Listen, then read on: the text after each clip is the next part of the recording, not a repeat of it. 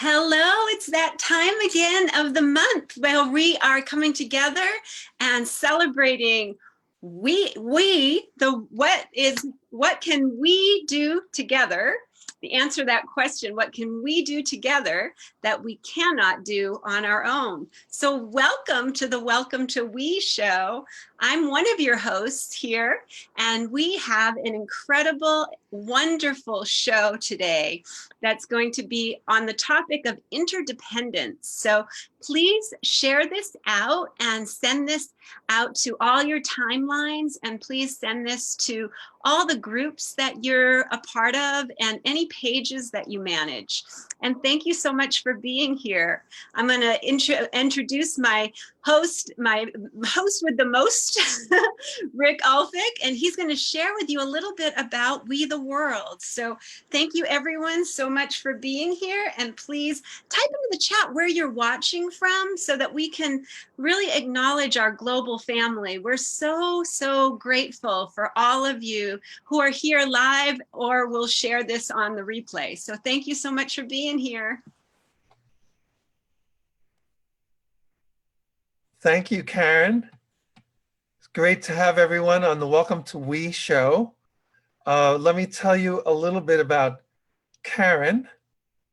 Karen, I gotta find your bio. Okay. Karen Palmer is a live stream and social media strategist for We the World and other groups creating a culture of peace and a sustainable future.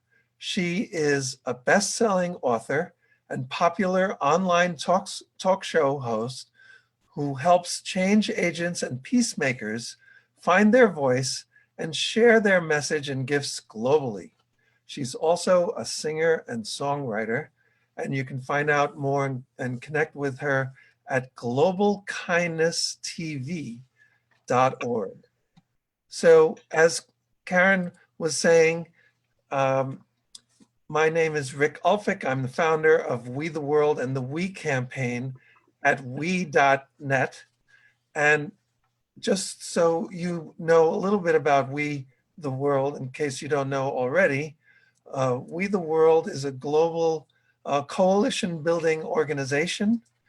Our mission is to maximize social change globally until we have a world that works for all.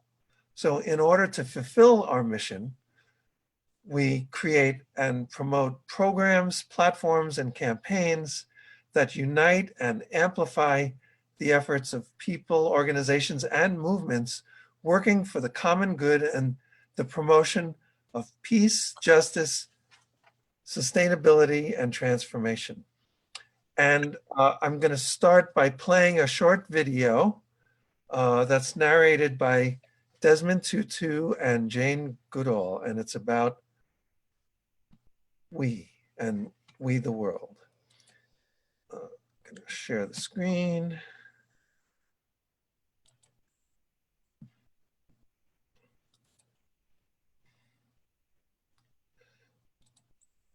Okay, can you all see this? Here we go. The objective of the organization We the World is to facilitate cooperation on a global scale amongst groups and individuals dedicated to implementing solutions to the many challenges we face on the planet at this time. We the World wishes to inspire, inform, and involve more and more people in these solutions to bring about large-scale change. Isn't it time we sing out as one? We are in this together. You have gifts that I don't have, and I have gifts that you don't have. It's already begun. Now is the time that we help the world. 15 of whom are dying every minute from hunger and disease. melting so much faster than scientists had expected. The world spends $2 million per minute on militarism and war. It's time for a shift.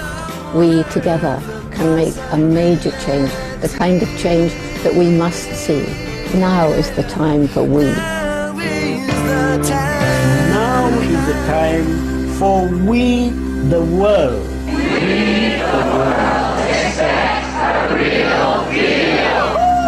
I hope that everyone can join with We the World, because it's when we all get together that we will make the changes that we must make. We are the world.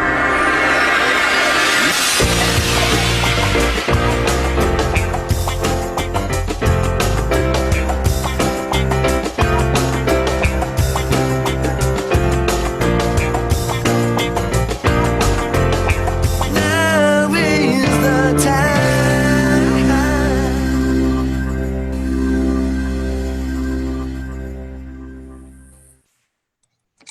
All right. I'm gonna stop the screen. Okay. Thank you. And we're going to do something special for in honor of the theme of interdependence, which is that we actually started something called the Declaration of Interdependence. And this was done to launch 11 Days of Global Unity. And so Karen thought, and I thought, let's say together the declaration. It's only 11 lines long. If you So guys I'm can gonna- unmute yourself too, we'll say it together right after Rick. Right. I'll say one line, and you don't even have to see the words in front of you because it's just one line. Just listen to what I say, and then you can repeat it. And Okay. everyone at home, please repeat with us at home. And I just want to share what Sue Blythe has written. And I want to give a big acknowledgement to Sue for all the work that she has done to help create this beautiful, beautiful show and to produce it and to do all the behind the scenes. Sue, we just honestly appreciate you so much. And we just want to acknowledge all the work that you've been putting into this. We send you all our love, and we are honored, really, truly honored to be on this beautiful journey with you. And Sue says, we stand at a critical moment in Earth's history, a time when humanity must choose its future. As the world becomes increasingly interdependent and fragile, the future at once holds great peril and great promise. So she encourages you to go to that link, theearthcharter.org/discover the Earth Charter. And there's going to be so many wonderful, wonderful ways that you can get involved with these beautiful, beautiful people who we have here. And we're going to share a little bit about each of them. And then we're going to have this wonderful conversation about what is it that we can do together that we cannot do on our own. You know, one of the interesting things, I'm glad Sue mentioned that about the Earth Charter, because this Declaration of Interdependence that we did for 11 Days of Global Unity was actually done in partnership with the Earth Charter Initiative. We kind of got their permission to write this kind of synthesized version of what they did in 11 lines, kind of inspired by the Earth Charter. So I'm glad that Sue mentioned that. Okay, so let's do it. Ready? Thank you. We, the people of planet Earth, We, the people of planet Earth, in recognition of the interconnectedness of all life, in recognition of the interconnectedness of all life, and the importance of the balance of nature, and the importance of the balance of nature, hereby acknowledge our interdependence.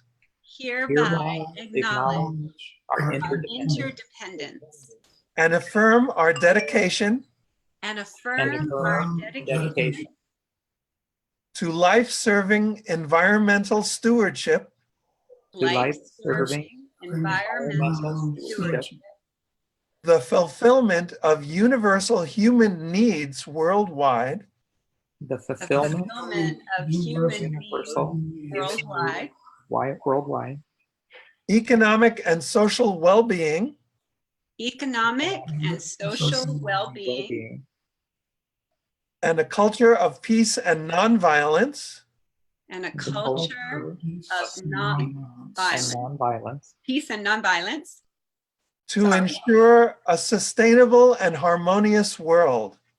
to to ensure a sustainable, harmonious world For present and future generations. for present and future generations. Okay, that's it. And Jane Goodall signed that. Many thousands of people have signed that. So if you want to sign it, go to we.net, and right on the side it says sign the declaration, and there you can sign it too, and join with that. So with that, shall we bring in our first guest? Okay. So we will start with Andy Smallman. And my computer is a little slow here. Hold on. Sorry. Okay. Andy Smallman works to promote ordinary activities that awaken kindness, cheerfulness, positivity, and awe, helping people connect to their true nature and increase peace in the world. In 2012, he created an online activity called the Secret Agent of Compassion in support of the internationally known Compassion Games. Welcome to the Welcome to We show, Andy Smallman. All right. Well, thank you, Rick. Thank you, Karen. Hey, it's Andy Smallman here from the International Kindness Team and the home of the Secret Agent of Compassion. And let me kind of remove my Secret Agent of Compassion disguise and become you're giving your identity away. Regular old Andy Smallman. It's really an honor to be here, Rick and Karen. It's lovely to see everyone. And I'm excited to participate and talk about interconnectedness. So thank you so much. Yes. So would you like to tell us about your work and maybe even start, like, how did you get involved with kindness and caring for others? I mean, did you come from a family that talked about this at the dinner table, or when you were growing up? I mean, how did this happen? I don't know if my parents are going to be listening in, so maybe I should make sure to say something, truthful. No, I come from an extremely kind family. My parents were people who always donated their time, and our home when I was growing up was the one that the children would flock to. And I think we all kind of understand that neighborhood home that everyone was kind of drawn to. My mom is legendary for always having fresh cookies ready, and my parents were co-presidents of the PTA. So I kind of grew up around this idea that if somebody needed something, that the neighbors were there to provide it. For me personally, as I grew, I became an educator. In fact, I started a school in 1994 in Seattle called the Puget Sound Community School, that's based on just a really simple concept that if you build an environment in which the students feel safe and supported, you don't have to require the academics, that the students will naturally gravitate towards those things that serve them and help improve them and help them move on to their next stages. So kindness is at the root of what I did at the school. And so I would offer kindness activities. And that started even before I started the school, but it just kind of grew from there and started to gain a bit of an international following after some kind of inadvertent publicity promoted the activities that made people become more aware, and it's been really gratifying since. And then in 2012, John Raymer, who created the Compassion Games, asked if I'd create a game for his initial year of the Compassion Games, and that game that I came up with was the Secret Agent of Compassion, which is simply sending out missions during various initiatives that have something to do with the initiative's theme, that give people an idea of something they could do that particular day. My focus is on simple acts, ordinary acts, not something that feels grand and like people trying to do too much. Like today is the third day of the Earth Month missions that I'm sending out. And the idea is simply to share a meal with the people that you love and try to have that meal be something that comes from local sources. And so you're trying to promote the idea of the interconnectedness of how our food gets to us, but locally, and then sit down together and really just appreciate having a meal together. So that's kind of how things got rolling, and that's what I really work to do. And happy to tell you more as the conversation goes forward. Sure. And you mentioned Earth Month, and I wanted to mention something about that. We the World actually started a concept called Earth Month to span the 2 Earth days. The original Earth Day was actually celebrated on the equinox of 1970 by John McConnell and others who had come together to launch Earth Day. And so then the official celebration didn't happen till April 22nd. So I guess they didn't quite get it together in time, but the initial idea was to do the Earth Day right on the change of the seasons on the equinox. So we looked at that a few years ago and said, okay, let's kind of commemorate that and create this idea of Earth Month that goes from the equinox through April 22nd. And so that idea is gaining ground, and there's, you know, all these different things, and the compassion games and all of this is going on. And I was wondering if you could tell people a little bit about the compassion games themselves, so people know about that.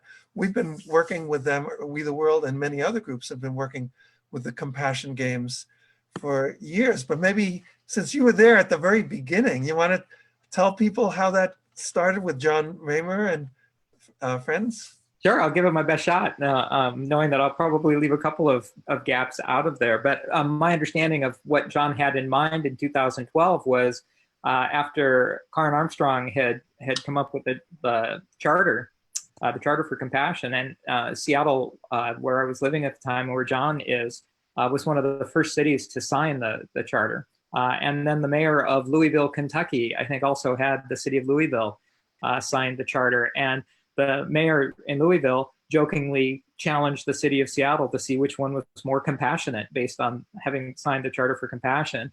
And it became this kind of friendly competition, which then became a co-opetition, a cooperative competition. And John had the idea in 2012, given that it was also an Olympic Games year, to create the Compassion Games, where the 2 cities could compete with each other cooperatively. And he was trying to come up with these various ways that could happen that would be both playful and serious at the same time. And that was this idea of that co-opetition. And when he introduced that idea to me in 2012, he asked if I could take some of the kindness work that I had been promoting and create some kind of playful game that would be engaging. And that's where I came up with this idea for the Secret Agent of Compassion. That was 2012. And it was just the 2 cities. 2013, it expanded further.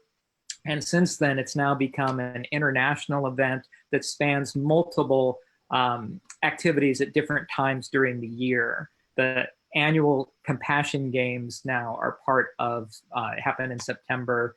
February, the first week of February, is World Interfaith Harmony Week, and the Compassion Games are involved in that. I created missions for that. And right now, like I said, we're in the midst of Earth Month, and we're doing 9 consecutive days of missions. And so that's kind of a little quick background story of the Compassion Games. Yeah, that's great. And for us, it was very exciting because when John Raymer found out about We the World and the 11 Days of Global Unity, one of his close friends, Sandy Hart, said, hey, why don't you do the Compassion Games during 11 Days of Global Unity in September? So that's what happened with that. And then the 11 themes for change, the 11 campaigns became possible ways that people could show their compassion by taking part in those campaigns and doing things for the environment and human rights and women and economic justice and all the 11 themes. Yep. So that was exciting for us. And I think he got up to, I think he's got as many as like 400, over 450 cities involved. I think so. And just as you described that, it's the perfect theme for today, because it's all these interconnections now between these different organizations that are promoting positivity and different ways to recognize that we're all part of something. We're just basically, we're stronger when we're working together, these different organizations, and helping people see the similarities and the overlap. So do you want to tell us in detail the 9 missions? You mean for the current, these are secret, Rick. They're Sign up, Rick. They got to Well, sign up. we won't tell anybody. We won't. No, we got the links in there for everyone to sign up. They get unveiled each morning, and people can sign up to receive them via email. And I think Karen might be promoting that that way that people could sign up for those. But yeah, I'm happy to tell you. So the first mission of Earth Month, which was on Sunday, so a couple of days ago, was to connect with nature. And the idea was for people to go outside and just feel a space that's important to them, and just feel that they're part of something bigger than themselves called nature. So even if it was a minute, but just take a mindful moment to be outside and connect with nature in whatever way you could. Yesterday, the second mission was to recognize the important role that water plays in our lives, that water is life, and to see if there could be some way that people could reduce their consumption in some capacity. And again, I'm not trying to have people try to do anything overwhelming, something that, I mean, if they want to, that's great, but just try to get enough little things started. I mentioned earlier, today's mission is to share a meal, specifically bring loved ones together and try to create something sustainable, local. Tomorrow is going to be on a focus mission to save energy. What can you do to reduce the amount of fossil fuel and other related kind of unsustainable fuel sources that you're using?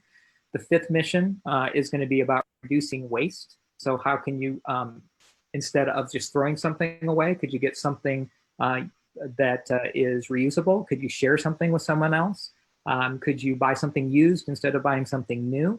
Could you reduce the packaging that you're using? That sort of thing.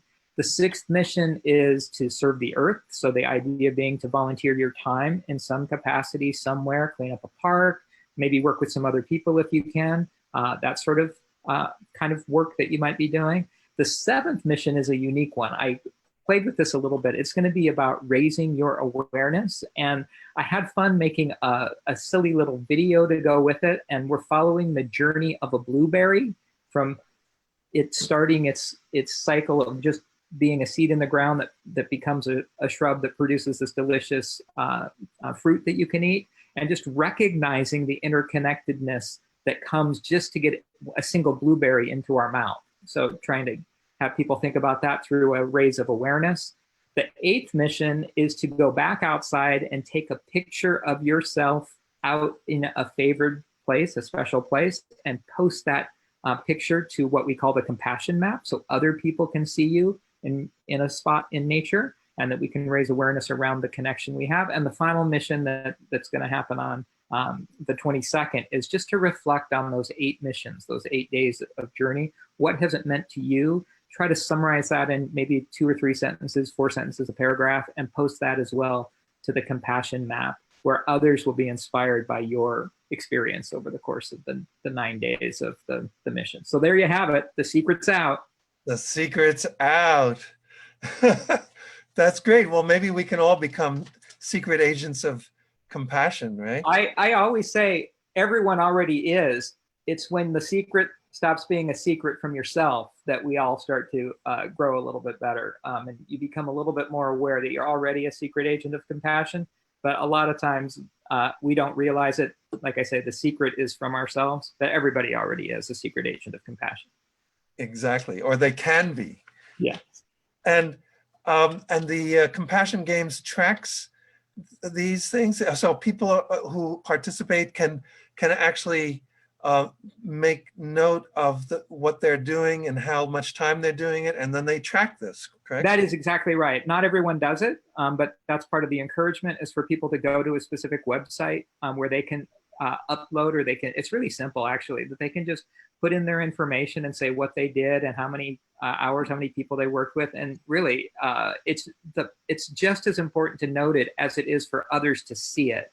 And so people can be inspired by it. I know John has calculations of the amount of hours that people have been involved in the Compassion Game since 2012, and it's staggering how many people have been involved. And I know that doesn't even represent the number of people who have been inspired by it who haven't reported what they've done.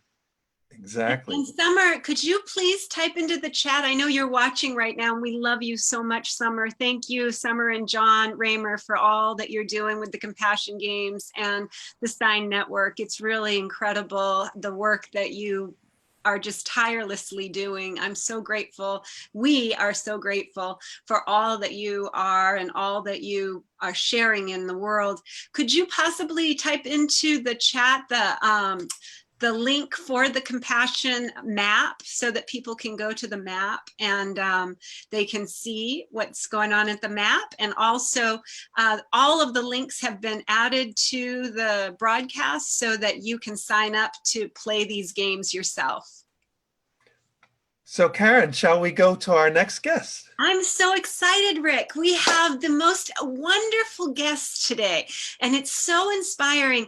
Andrew Rock believes that it's very helpful to bring our spiritual practice to our activism, and our activism to our spiritual practice. He's the co-founder of the Buddhist Climate Action Network and the Florida Eco Sattva group. He's also a member of the Earth Holders Sangha, which Thich Nhat Hanh International Plum Village community, and the interfaith climate action group, GreenFaith. And I'm going to type in the chat all of these links so that you can follow Andrew. And Andrew, can you tell us just a little bit about the work that you are doing in the world? And thank you, thank you, thank you so much for being here with us.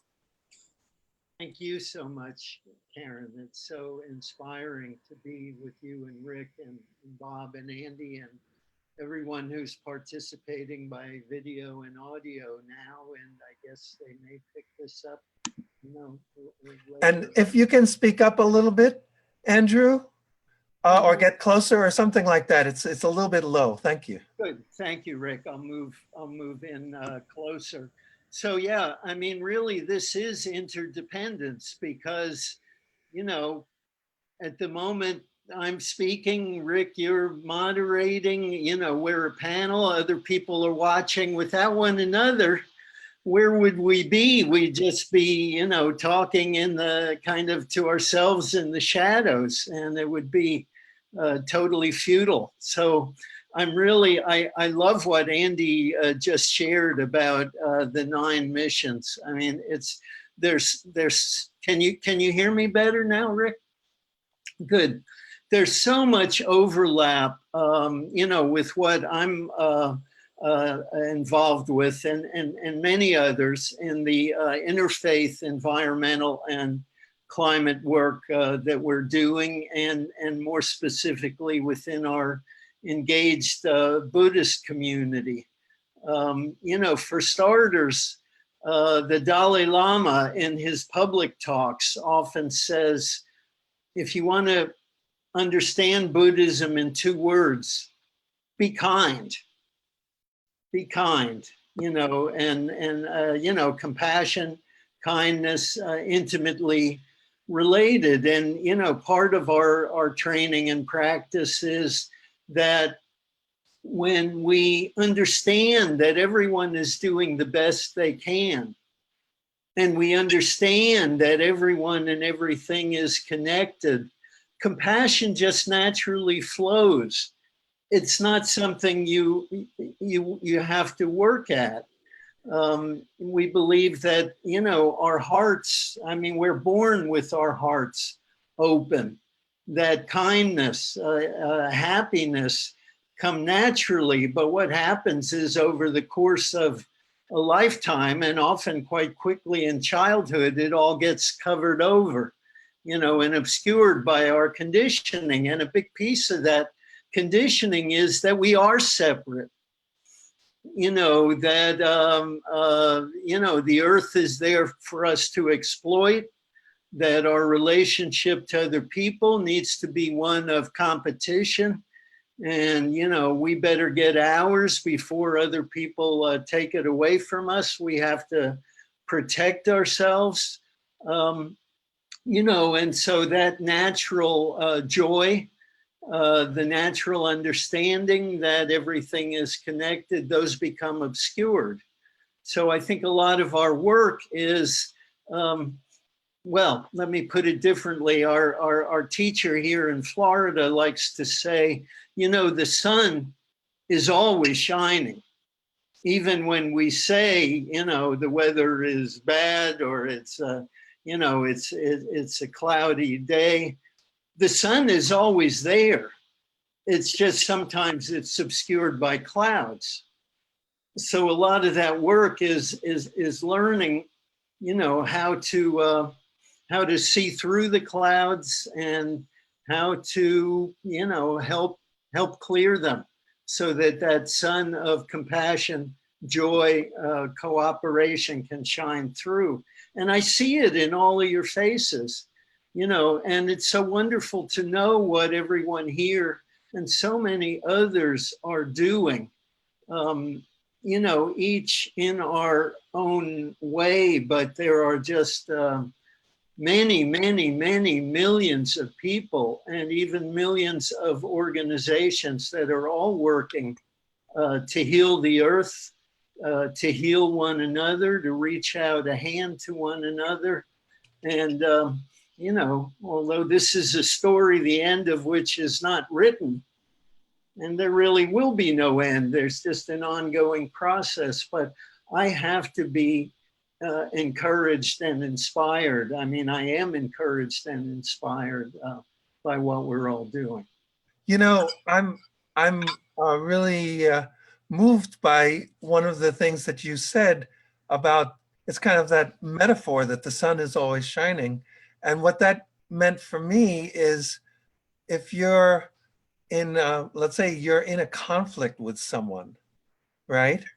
Underneath it all, within yourself and within them, we all share the same needs and feelings, right? And so I've been involved with nonviolent communication, and that's one of the ideas of nonviolent communication, is that no matter what people do and say, they have this universal shared set of psychological and physical needs.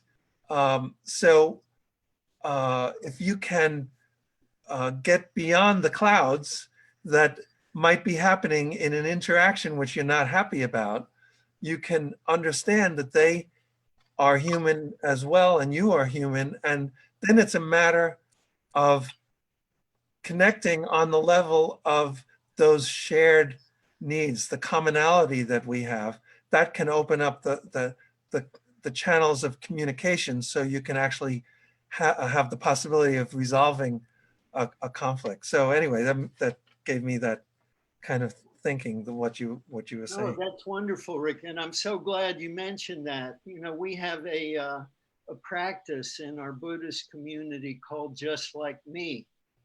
And sometimes we do it, in silent meditation. Sometimes we do it paired off, looking at one another. Andrew, I teach that to the children at the school that I teach. I have a nonprofit organization, and I teach the Just Like Me. It's part of our regular practice when we talk about how can we understand the different beliefs and still see that we're just like each other, even if we have different beliefs. Yeah, thank you, Karen. That's wonderful. I mean, we won't go into the detail, but it starts off, at least the way we do it, going, you want to be happy, just like me. You want to be healthy, just like me. But You want to live in peace just like me. And you see how much of a commonality it is, and it's such a beautiful segue into our next guest too, because our amazing friend and author Bob Atkinson has written the story of our time, from duality to interconnectedness to oneness, and he's an internationally recognized authority of the life story, interviewing a pioneer in the techniques of personal myth making and soul making, and he's a member of the Evolutionary Leaders Circle and a project of the Source of Synergy Foundation, and he's also a developmental psychologist, and he's here with us. And Bob, what would you like to share in this circle? I'm going to put us in a circle now so that we can all be in circle together.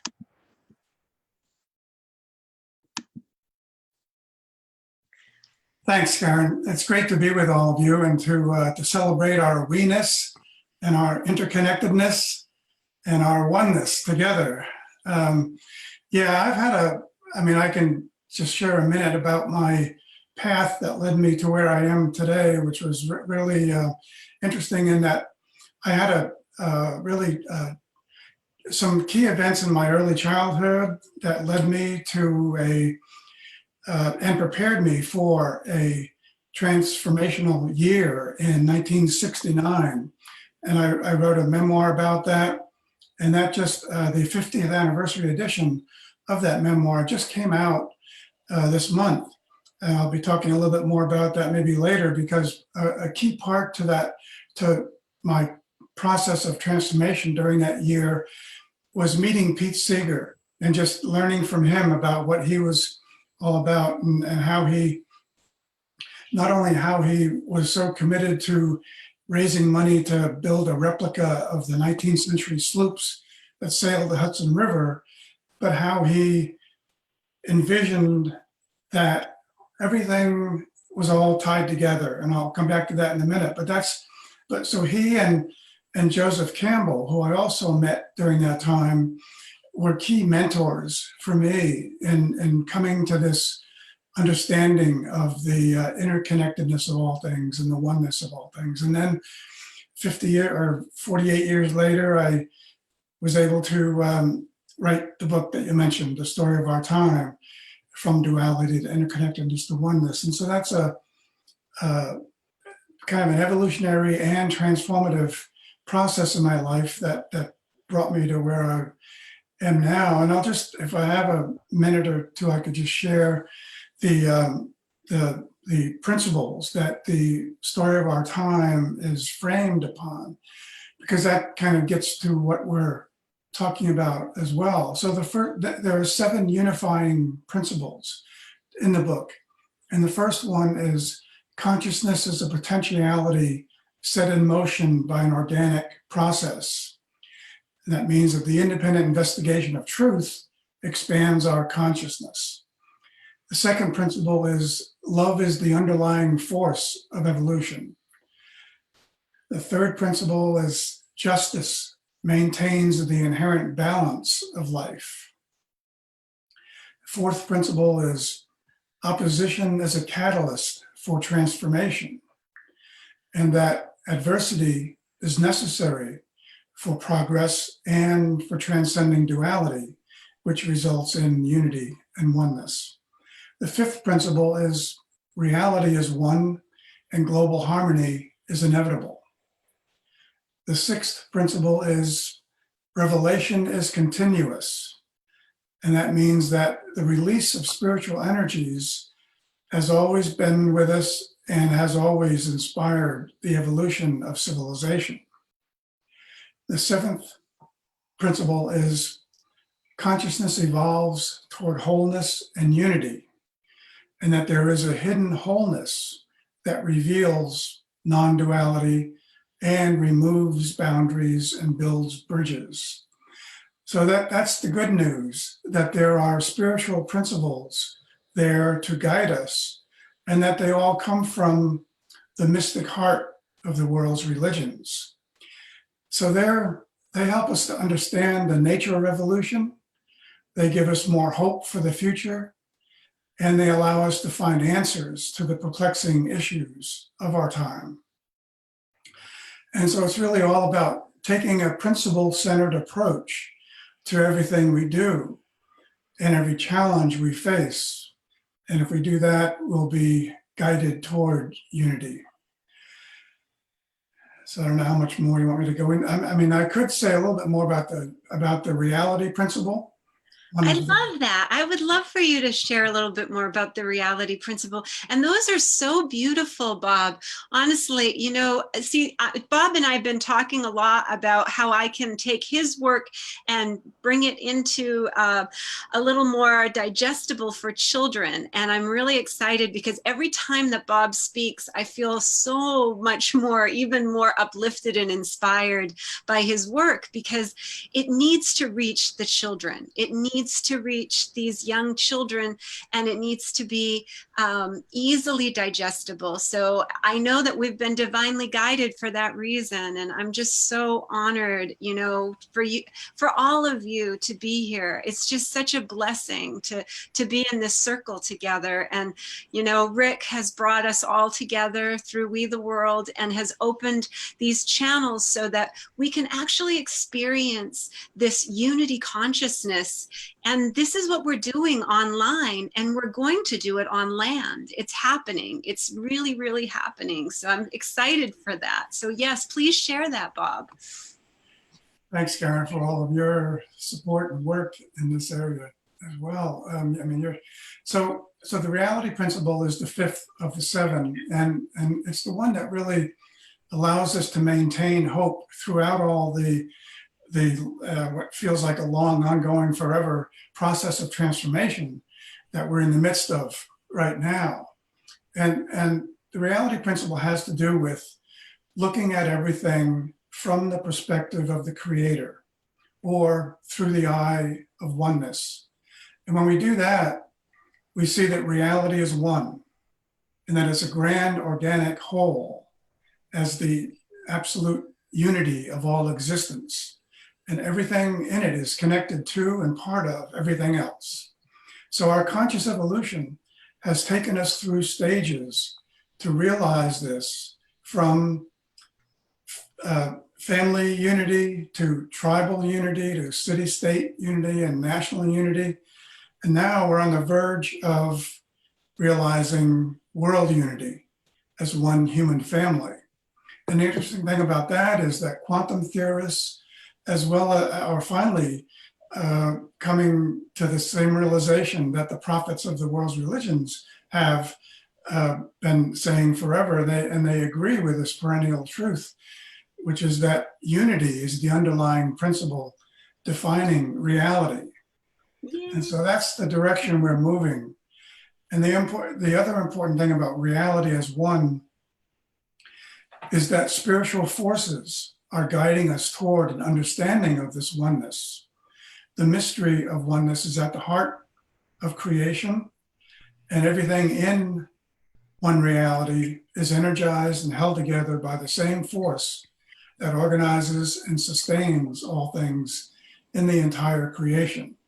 So the seeming opposing forces that we experience every day in our lives, they're all counterbalancing parts of the same unified whole, all connected by the same creative energy that we call variously the divine spirit, grace, love, and so many other names. And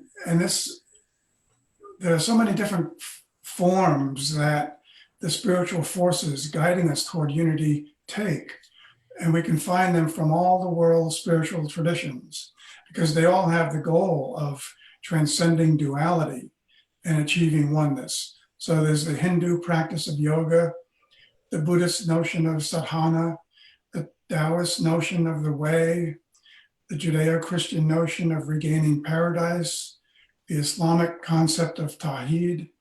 All of these are practices as well as forces that are guiding us toward this consciousness of oneness. Yeah, thank you, Bob. And I wanted to just mention that some of what you were saying reminded me of the work of Jude Currivan. Do you know Jude Currivan? I do, yes. She wrote the Cosmic Hologram, and she's looking at the quantum scientific underlying basis for unity and unity consciousness in the whole universe. So it sounds like kind of like where you were going with that. We're definitely on the same path towards the same destination and aim. Yeah. And we also want to talk to the audience, because this is not a monologue, this is a dialogue. So we want to hear from you as you're typing into the chat. Please type in a question for us, for our beautiful panel, and so that we can have this fun little circle and pass the talking stick and start to really explore some of the questions that have been searching in your heart. And we can get those three eyes. Rick, tell us those three eyes that make a we. The three make a we, right, with the three fingers for a we. So inspire, inform, and involve. This is your involve part. Yeah. So and we find that the most impactful events involve all three. So you inspire people with beautiful speakers, or maybe music, and our beautiful speakers, our beautiful inspiration. Right, and then been such an inspiration. Please turn on your microphone so we can have a conversation. I have a question. Yeah. We've been talking about compassion and unity and all of that, and yet we see around us in the world all the examples of the opposite, where people commit violence in the name of religion, in the name of nationalism, and all of this. So I'm curious to hear how people feel that we can best make that transformation. And I can tell you from my point of view, one of the reasons why I started We the World was in order to help create that transformation on the planet away from violence and destruction, which inevitably means self-destruction of humanity, because if we're fighting amongst ourselves, then we're not dealing with things like climate change and the mass extinction of species, which scientists tell us if we don't deal with it in the next 10 years, then they will become irreversible. So we have to kind of deal with how we are with each other in order to actually survive as a species. And so that's why we have the 11 campaigns for change, so people can self-select and get involved at we.net. But I'm just wondering, our panelists, what are your thoughts about how we can best take this to the next level? So because we're kind of getting to a kind of a critical point in our human history here. Well, Andrew, you want to start? Yeah, great. Thank you. It's clear that we have an anger epidemic. I mean, anger being acted out by individuals, tragically, too many of them with guns in their hands. Anger being acted out by groups, anger being acted out by countries. And what we usually seem to model with one another is, if you're angry at me, I'm going to get angry right back. You push me, I'm going to push you harder. And, we're just off to the races. I mean, we see this happening everywhere. And I guess what I'd like to encourage, kind of coming from two directions. The one is the direction of, things that promote happier, more cooperative ways of being together. And above all, and maybe we'll come back to this later, finding or building community. Because people, I think one reason for the anger epidemic is we are so atomized by our modern life in the West, and so fragmented by all the stuff that's coming at us all the time. And coming together in community, whatever the community's doing, although obviously healing communities, are best of all, but community, I think, meets a real need and calms us down. And, we start to find one another in positive ways. The other thing is, learning to deal with our anger. My teacher, Thich Nhat Hanh, has, written books about anger, but he has this beautiful image, and it's kind of walking the fine line between acting out anger, which is what we see for the most part, and suppressing it, which doesn't help either because it's going to come back up in an unhealthy way. He has this beautiful image of anger or any other strong emotion that arises. Take it and cradle it in your arms like you would a crying child or an upset child, and listen to it. What is it? What do you have to tell me? And to tell it, it's going to be okay. I'm here. It's in many cases, these are literally our wounded child from earlier in our life that's revisiting us. And, in our meditation tradition, we say, invite that wounded child onto the cushion with you. Put your arm around his or her shoulders, tell and I won't go on, but there are ways to work with anger. And I think when we come together in communities that can offer us support and encouragement and other people working through this, that can be very helpful. Yeah. How about you, Andy? Any ideas? Yeah, Andrew kind of hit the nail on the head for me. A lot of what I think about, and I've worked with children for a long time, is I try to figure out ways to help things be simple. I feel like that's kind of my, focus at this point, because I think we're feeling a little overwhelmed as individuals that things are so complex or things are so huge that what difference can I make?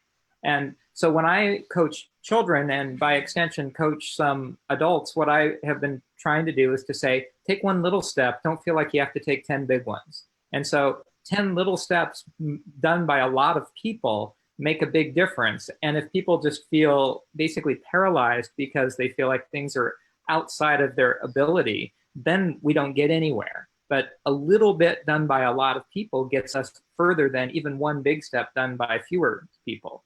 So it's a little bit, I think, what kind of like the concept of the butterfly effect of you don't know how significant a small action would be. So where Andrew's talking about cradling anger, that to me is like a great image of what I encourage people to do. And that's one thing to do. Like the mission today, to share a meal with people you love, take a breath and just appreciate people. Look around the table if you're having dinner around a table and find something positive that you can share about someone else at the table when you're sharing that meal. And just keep having those little things build, and you change your chemistry, you change your whole personality of what's being sent out there. And then people respond to that change as well. So the more that we can work on ourselves in small ways, the bigger results that we'll have. So that would be how I would work to answer the question. Thank you. That's beautiful. And Bob? Yeah, thanks, Andy and Andrew. That's I guess the only thing I would add to what you've already said is that it also kind of depends. I mean, a lot has to do with the perspective we look at everything from and with. And so the whole process that you were describing seeing in the world today, Rick, is definitely going on. It's definitely happening.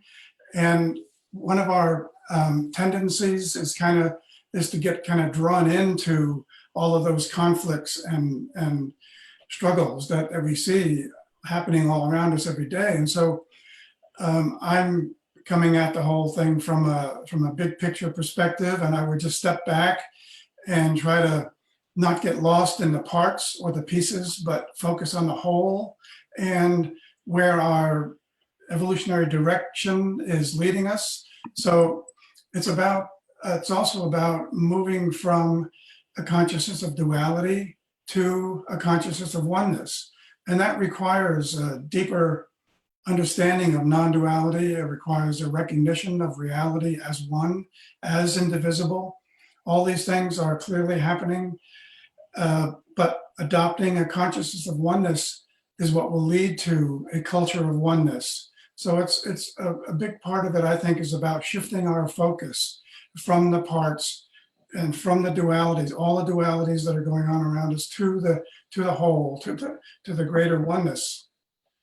And that means creating a culture of oneness is something that's not going to happen overnight, maybe not even in one generation, but it means living in unity within our multiplicity. And it means honoring our diversity and safeguarding our differences. And this was, one interesting example of that was seen in the Women's March of 2017 that took place simultaneously in nearly 40 countries on the same day around the world. The voice of solidarity and oneness arose that day as all the human rights issues and causes converged into one cause and one movement. And with that perspective of the oneness of all things and that being the direction we're headed, that makes it a little easier to see beyond the fleeting notions of the day and what is happening in the moment, and to tap into the spiritual forces of our time. So I think the action most needed now and the most important work today is work across boundaries, across differences. It's up to us to remove the barriers that have been put up between us by others. And it's up to us to join hands in solidarity, love, and harmony across the differences. That's the sacred activism of our time. Exactly. Thank you for that. And of course, that's part of the motivation that I've been reacting to and in alignment with, in terms of 11 days of global unity, as a kind of a time to celebrate the commonality that we all have, not just people to people, but also thinking of we, expanding the concept of we to go beyond people to animals and plants and ecosystems and the entire earth as a living being, even many people say, like Gaia, and then beyond earth, as you and Jude Curvan are thinking about the whole thing. So it's an expansion of what we think about in terms of our circle of loved ones that we normally think of as we. So we can be, the circle of loved ones can expand outward completely. So we have another question from somebody in the audience. Thank you, Mark McNault. And his question is, how do you see the climate change situation? And whoever would like to start, just maybe put your hand up if that's something that you'd like to discuss. Well, I can start and then whoever, but what Bob was talking about with people coming together, like with the Women's March. Yeah, we're doing it with the climate change too. Exactly. And in 2014, there was one of the largest gatherings of humanity ever in history. There were climate marches in cities around the world. And I interviewed Bill McKibben, who was one of the organizers, about that. And it was an exciting kind of coming together of people, because climate change touches so many different areas, so many different challenges that humanity has, and it totally goes beyond borders. So in a way, that can be something that brings us together, even though it's a challenge.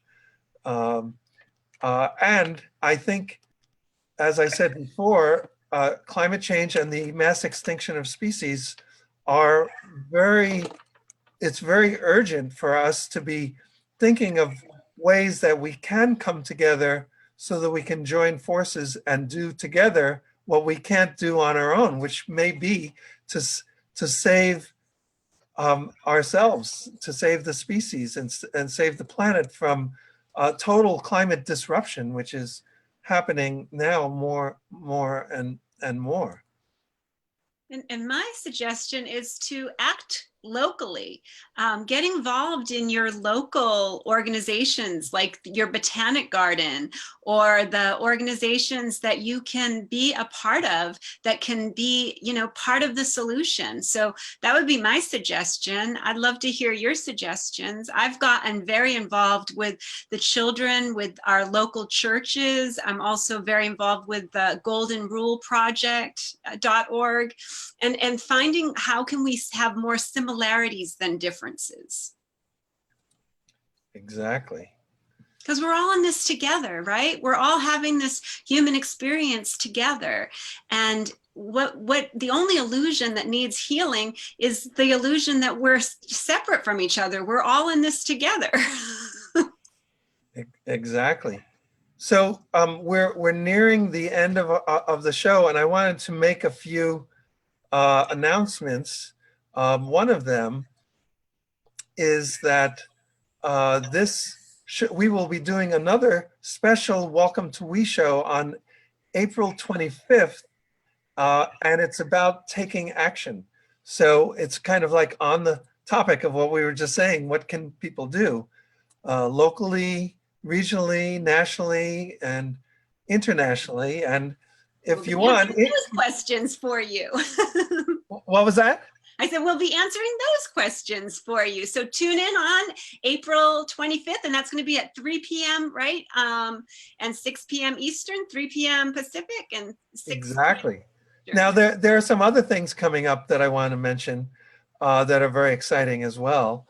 On April 22nd, which is Earth Day, the celebration of Earth Day, We the World, Lanny Smith, and the Earthman Project, along with a wonderful team of students at West Virginia University and many other organizations, like maybe at least 10 other organizations, we will be launching a powerful campaign based on a 60-second video, a 60-second music video called Come In Planet Earth, Are You Listening?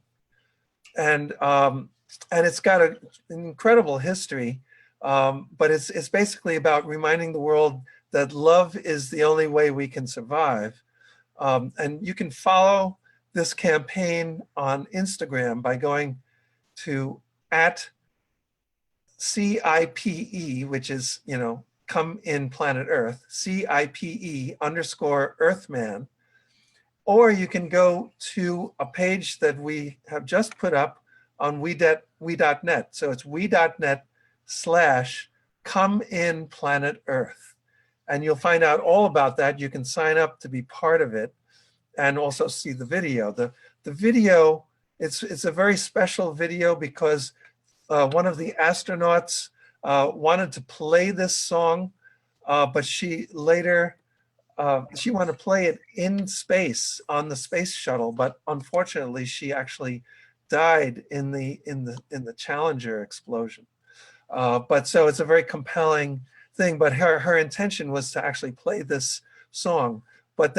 So we're doing a big campaign to launch that. Also, in New York City and webcast around the world is on April 21st, the World Peace Earth Day celebration in New York City, going from 3 p.m. to 8 p.m. And you can get all that information by going to planetheart.org. And many wonderful speakers and performers. One of the keynote speaker is going to be Fabien Cousteau, the grandson of Jacques Cousteau, and he's been involved with saving the oceans and all of that research and connection, you know, getting plastic out of the oceans and understanding what's going on with that. So, so I hope you will connect with that. And in general, people can get involved by going to we.net. There are many ways that you can be involved with all of these things. First thing would be to subscribe to our We Campaign Global Action newsletter. It's very simple, we.net/subscribe. And then you'll see all of these things that are going on for Earth Month and beyond. You could volunteer and join the We team. Karen is part of the We team, and many folks are, and it's just an amazing way to add your voice to what's going on in all these different ways. You can sign up your organization also to participate in one or more of the 11 campaigns for change. We accept donations at we.net as well. And there's a very powerful resource for collective information and action, which is called the Global Unity Calendar. And you can get that at we.net as well. So people, it's a free public international calendar. So people can actually sign up events that they have with their organization. And by doing that on our calendar, it automatically gets posted on multiple websites, including the Compassion Games. So we had been talking about the Compassion Map. So we have this synchronized relationship with We the World and the Compassion Games, so that when they post things, events coming up on their calendar, it shows up on our calendar and vice versa, and other organizations as well. So we hope that you will all get involved. Any last words from anyone before we finish up? Kind. Say that again. Be kind. Yeah. Two words that could change the world, right? Definitely. Definitely, definitely. And I just want to share a little bit that Sue Blythe has typed in here. She says, the Baha'i writings say, so powerful is the light of unity that it can illuminate the whole earth. We can each do one thing in the spirit of service to humanity and all living beings on earth. So that is what we would like you to think about as we close this show. And I would just like to say to you, it's growing and growing the more we speak. Kindness, compassion, it's at its peak. I challenge you, you challenge me. We are one global family. There's unity in all we seek. So spread this wide and find a way. Do something kind every day. So think about, how can you be kind now that you've gotten all of these amazing action steps and all of this inspiration, and now you can get involved. So make sure you tune in with us on April 25th so that we can explore this question a little further. What can we do together that we cannot do on our own? I just love asking that question because it gives us more and more opportunity to explore the solutions. And I really love exploring this with all of you. So I invite everyone to come back and, make sure that you are liking the We campaign on Facebook so that you're getting notifications. If you like the page, you'll get a notification whenever we post anything. And there's a lot of wonderful things happening in the world. So I've posted in the chat all of these wonderful people's links so that you can follow them. If there's anything you'd like to share about how they can follow you on social media, that would be wonderful. So if each of you would like to take just a minute to say the best way that they can connect with you. Well, I can start. Yes, please. So there are multiple ways people who might be interested in any of the Secret Agent of Compassion or the work that I do with Kind Living, they can reach out to me. kindliving.net is the most direct way, but on Facebook, there's Kind Living and the Secret Agent of Compassion. Type those into your search and there you go. And Andrew? I'd like to use my minute to give a shout out to the Green Living Handbook, which we've worked with here in Florida in groups. It's a way of coming together and of doing everything that we've talked about, simplifying our lives at the household level. Thank you. Green Living Handbook. Is that, they can get that on greenfaith.org? No, it's if people just Google it, it's from Amazon or the Oh, it's on Amazon. Okay. or the publisher, which is called the Empowerment Institute. It's simple, it's effective, and it's fun. Thank you. I love that. I'll bring that to our botanic garden. I'll give that as a gift. Thank you. And Bob? Yeah, this has been great. So much to talk about here. So you can get in touch with me at my website, which is robertatkinson.net. And that leads you to Amazon and everywhere else. A couple of ways you can get in touch with me on Facebook, either Bob Atkinson or Robert Atkinson. I have both pages there. So I look forward to more of these discussions with you all. Thank you. And so on April 25th, we'll be exploring ways that we can all take action. And I want to give a little sneak preview that we're going to be launching something called the Campaign of Campaigns on social. Social is a very interesting platform, social.com.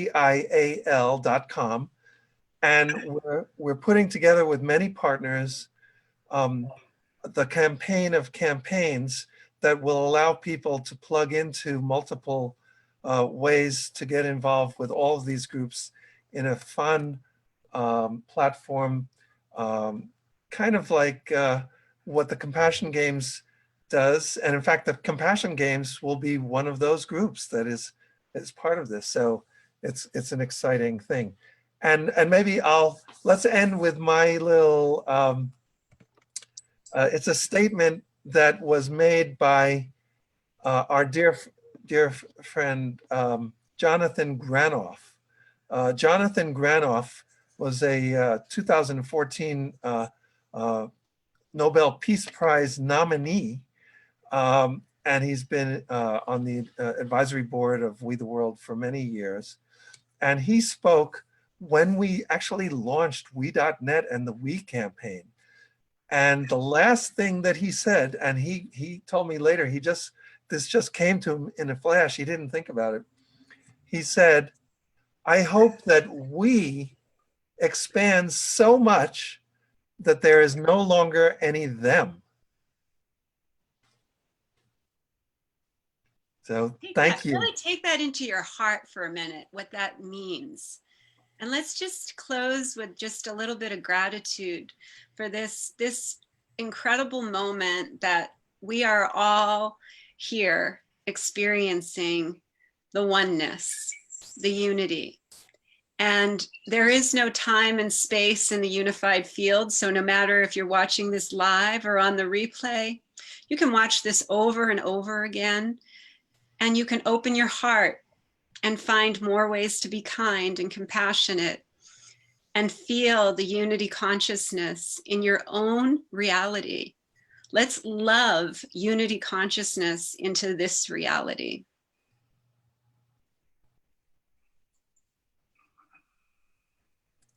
Thank you, Karen. Thank you, everyone. And thank you all that are watching this now. Thank you.